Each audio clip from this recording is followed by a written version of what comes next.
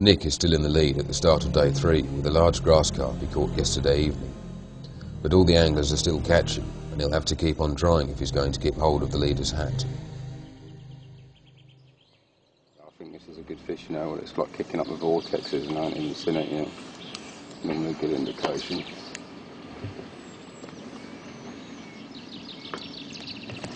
Yeah, it's a nice common. I don't think it's going to put me in the lead, but it's a nice fish.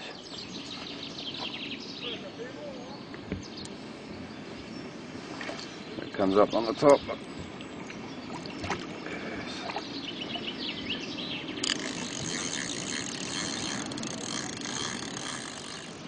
can see like the lead setup's come up over the leader.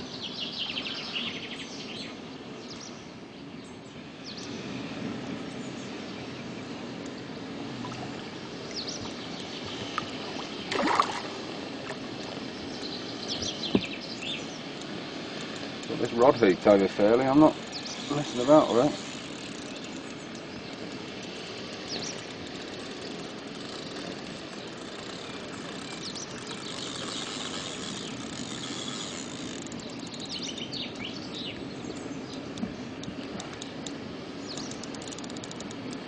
Starting to come closer and closer to the surface, so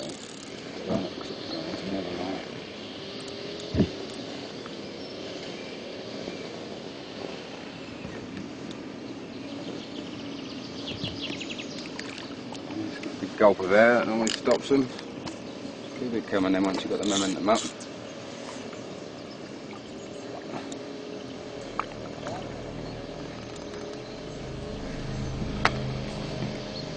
Nice one, I'm well pleased with that result.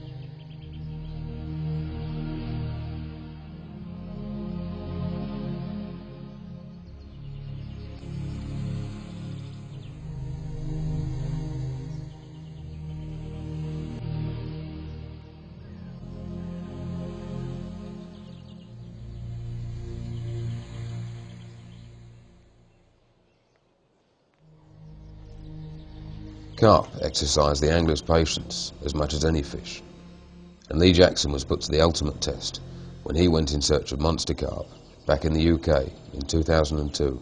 But what about in England, your biggest fish over there? You've had the British record before, haven't you? Yeah, that was I had the British record for about 18 months with a fish called 2-tone, which I chased that fish for something like 6 or 7 years. You know? Really, yeah, real difficult lake. You know, yeah. I mean, sort of lake. I mean, sometimes.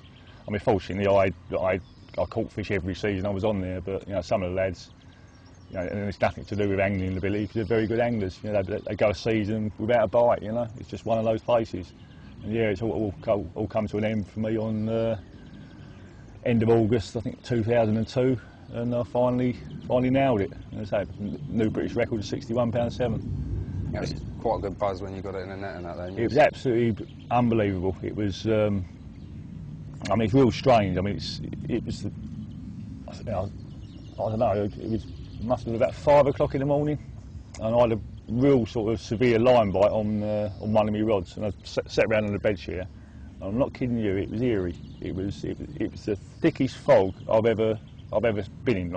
You just couldn't see anything, and so much so that normally you can hear the nearby factories and the nearby motorway, but you just couldn't hear anything, and it was almost scary, And I sat there, made myself a cup of tea, and same rod I had the line bite on, off it went, and I had absolutely no idea what fish it was. I didn't even mind it was, it was a small one or something like that, because of the weed, I didn't actually, let it sort of have any line, and at one stage it went round to the, round in front of these reeds, round to the left. So I sort of jumped in the margins and sort of played it in, and at the point of netting it, as I say, because of the fog, it was, you couldn't even see things too clear. I could see that it was a mirror, and And I had it in my mind, it was another one of the fish that we call Tom's Pet, a fish of around about 30 pounds. So I couldn't see it that clearly. And when it comes to lifting them now, I thought, hang on a minute, it's something wrong here. It's got some weed in it or whatever. And I got it to the edge and then got myself salted out, then put my head salt on, looked at the fish, and it still didn't dawn on me. And then it was at the point of lifting the net again, this is really heavy. I put it down and then it, You twigged. It twigged, and I haven't been after that fish for 6 or 7 years. Yeah. It was, I let out a yelp that probably, had it not been for the fog, all of England would have heard, I think. Going out. It was absolutely mad. I mean, I sat down and I sacked the fish up. Took a little bit of time to sort of sat up there on cloud 9 for a little while, Get your head round it. Get my head round it, and then like you do, I text a couple of mates and everything, and it was unbelievable. I mean, the next 2 hours. Did you wait at that point then? Did you know it as you hadn't waited? No, I didn't wait. I sacked the fish up. I mean, to be honest with you, the British record thing was a little bit of a bonus because it didn't really worry me that I just wanted that fish. If it had been £59, it would have been fine, Yeah.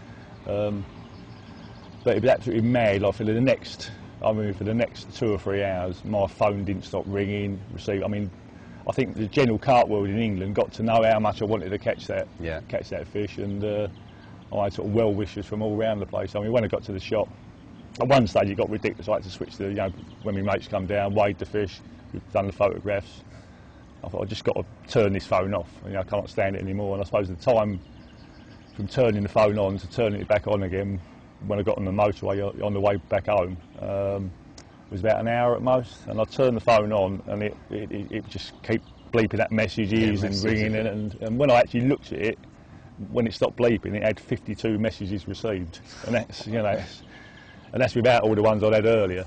And but then I got to the shop, and how the grapevine works in the UK is unbelievable. So I had an email from Australia, fax from South Africa, as well as loads and loads of phone calls. I mean, the phone lines at the shop virtually jammed with people ringing up, But no, just a magic moment. And of course, that fish is still the British record, albeit now it's £64 5 ounces, I think. Yeah, it's a big fish. Yeah.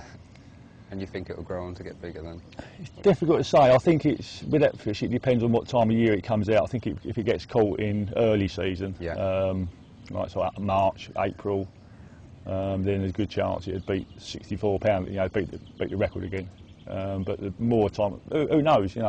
I mean, we never ever thought when it came out at £50, it got caught at £50 on the day of Princess Di's funeral, and that was the first ever £50 carp from Kent.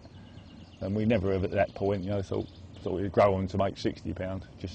Just a freak of nature, really.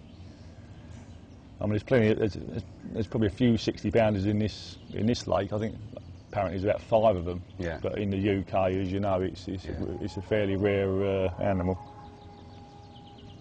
It's the old wolf called. Is that your phone?